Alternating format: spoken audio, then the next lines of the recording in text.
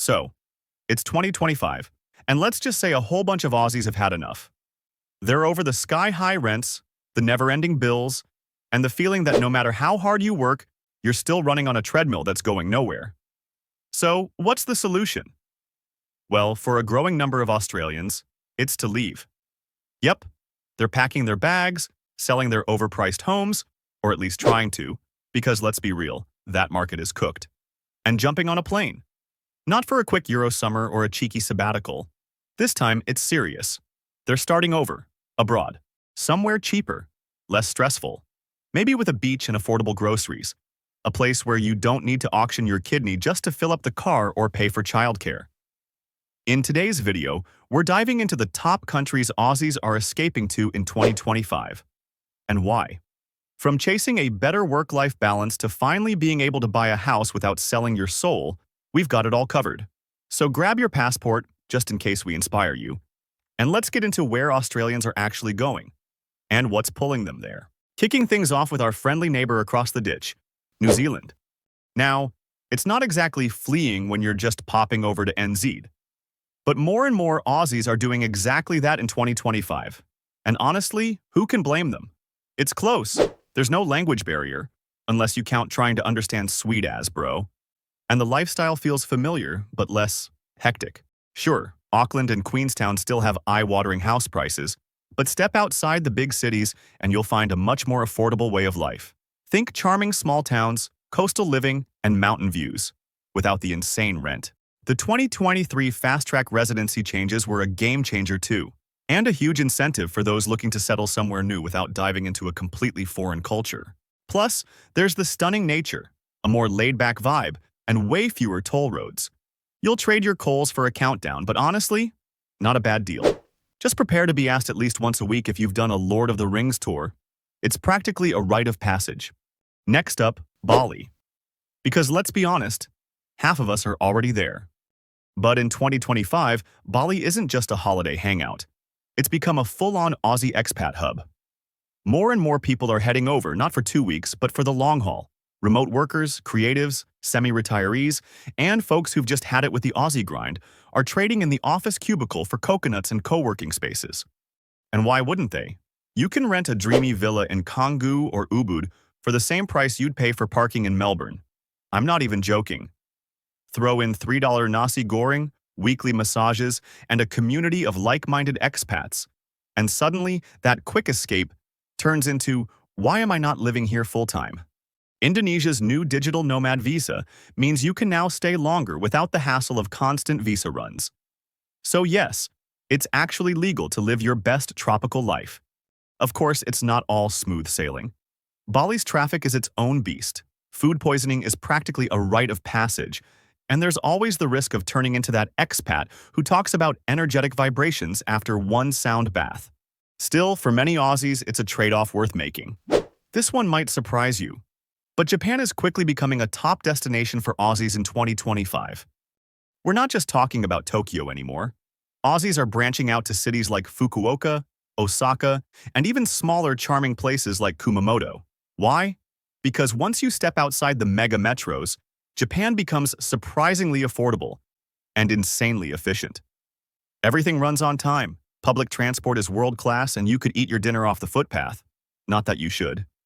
For those craving safety, structure, and good food, aka most of us, Japan ticks all the boxes. And in 2025, it's easier than ever to move there. Aussies are going over on working holiday visas, teaching gigs, and tapping into rural relocation programs that are literally offering subsidies, and in some cases free houses, to help repopulate small towns. Imagine swapping your $2,500 shoebox in Sydney for a clean modern apartment in Kyoto, surrounded by temples, cherry blossoms, and perfectly punctual buses. Of course, adjusting to the culture takes time. Learning some Japanese is a must if you want to thrive, or at least order the right kind of noodles. But for many Aussies, the calm, respectful, and orderly way of life is a total game changer. Thailand is another big one, and it's easy to see why more Aussies are making the move in 2025. People are heading to places like Chiang Mai for that peaceful mountain town energy, or Bangkok for the buzz, nightlife, and epic street food. And of course, the islands. Think Koh Samui, Phuket, and Koh Lanta, where every day feels like a holiday. The cost of living? Wildly affordable. You can live really well. We're talking air-conditioned apartment, meals out, transport, and the occasional beach massage, all for under $2,000 a month. And no, you won't be surviving on instant noodles. We're talking fresh pad thai, mango sticky rice, and smoothies for days. Thailand's also surprisingly solid when it comes to healthcare. Private hospitals in Bangkok are world-class, English-speaking, and way cheaper than anything you'll find back home. There are a few visa options floating around for retirees, remote workers, and long-stayers, but the rules do tend to change often, so it's worth checking the latest before packing your bags. Yes, the humidity can slap you in the face and the paperwork can be a bit of a maze. But the laid-back lifestyle, for many Aussies, it's the upgrade they didn't know they needed. Portugal has quietly become the darling of digital nomads and expats, and Aussies are finally catching on. In 2025, it's actually one of the most searched countries by Australians looking for a better lifestyle abroad. And it makes sense. Portugal gives you the charm of Western Europe without the insane price tags of places like France or the UK. The people are friendly, the weather is mellow, and life moves at a pace that actually lets you enjoy your day. Sure, Lisbon's getting a bit pricey thanks to all the international interest, but head to places like Porto, Braga, or down to the Algarve, and you'll still find great value. Coastal views, cobblestone streets, and pastel de nata on every corner. Portugal's also made it easier to move legally. The digital nomad visa is ideal for remote workers, while the D7 visa is perfect for retirees or those with passive income. And once you're in, you get access to EU residency perks. Win. Downsides? The bureaucracy can move at glacial speed, so patience is key. And while English is widely spoken, learning some Portuguese will definitely come in handy, especially if you find yourself needing cold medicine and accidentally ask for shampoo instead. Right next door to Portugal is another hotspot, Spain. In 2025, Aussies are flocking to cities like Valencia, Seville, and Granada. These places offer rich culture, gorgeous architecture, and a much more laid-back vibe compared to the crowds of Barcelona or Madrid. And, let's not forget, the cost of living is way more affordable than in Australia. You can live a comfortable life, enjoy the sunshine, and still have enough left over for a weekly paella. Spain's digital nomad visa is also a game-changer, making it easier than ever for Aussies to set up shop and work remotely without the stress of visa runs. And let's be honest, who wouldn't want to swap the rat race for a daily schedule that includes working in the morning, napping in the afternoon, hello siesta, and strolling to tapas bars at sunset? Sounds like a much better way to do work-life balance, right? Spain does come with its fair share of red tape. It's still Europe, after all. But in exchange, you get year-round sunshine, incredible food, seriously, those tapas, a slower pace of life, and the bonus of easy travel throughout the rest of the EU. Not a bad deal. Vietnam isn't usually at the top of people's lists, but it really should be. More Aussies are discovering that cities like Da Nang, Hanoi, and Ho Chi Minh City are not just great places to visit, but excellent spots to live and work remotely in 2025. The cost of living is ridiculously low compared to Australia. The internet is fast enough for video calls, and don't even get me started on the food. Po for breakfast is basically a dream come true. Aussies are drawn to the vibrant atmosphere, the chaotic beauty of the motorbikes zipping around, and the strong coffee that'll jolt you awake like a power surge. But it's not just about the food and coffee. There's a growing expat community, so you'll never feel alone in this bustling city life. Whether you're looking for co-working spaces or just want to meet fellow remote workers, you're covered. The downside? Long-term visas are a bit more complicated to secure, so you'll need to do some homework. But once you've navigated the process, the value Vietnam offers is massive. Affordable living, great food, and a thriving work environment. It's no wonder more Aussies are making the move. Yep, the UK's still on the list. Despite the drizzle, the overpriced pints in London, and the questionable weather, Aussies are still heading over. So why is the UK still a top pick? Well, the Youth Mobility Scheme has extended the golden ticket for Aussies up to 35, allowing you to live and work there for 3 years instead of just 2. And if you happen to have a UK grandparent, you could qualify for an ancestry visa. No need to be stuck with the usual visa drama. Sure, London's crazy expensive, But the good news is, you don't have to be stuck in the capital. More Aussies are opting for cities like Manchester, Bristol, or even places like Glasgow and Belfast, where the cost of living is a bit more manageable without sacrificing that UK charm.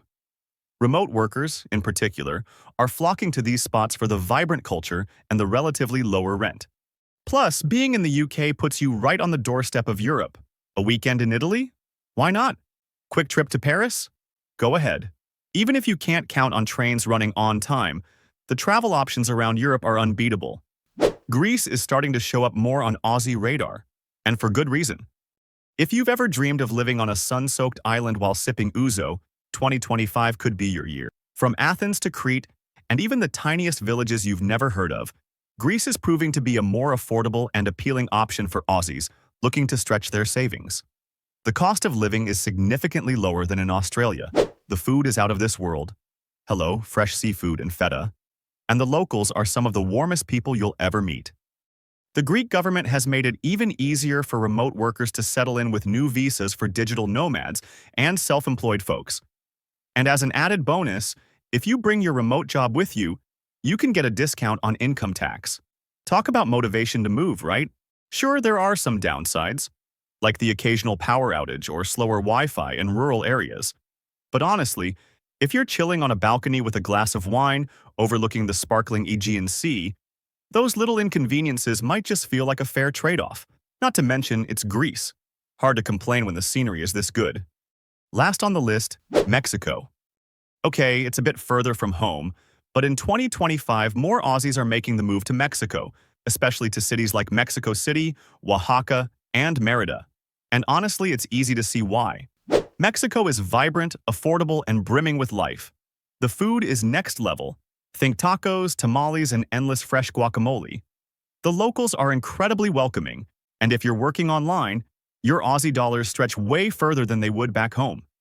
Getting a visa is relatively straightforward if you can prove consistent income, and there's a growing expat community.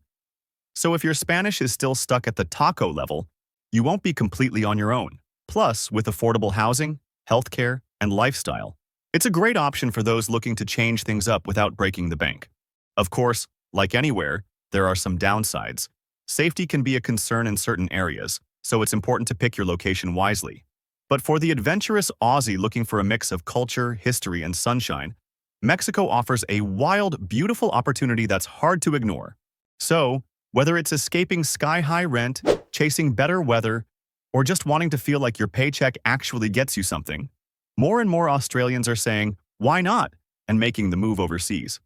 And honestly, who can blame them? Now I want to know, if you had to pick one country to move to right now, where would you go? Drop it in the comments. And if you're loving these breakdowns and want more realistic info without the fluff, give this video a like, subscribe, and hit that little bell so you don't miss the next one.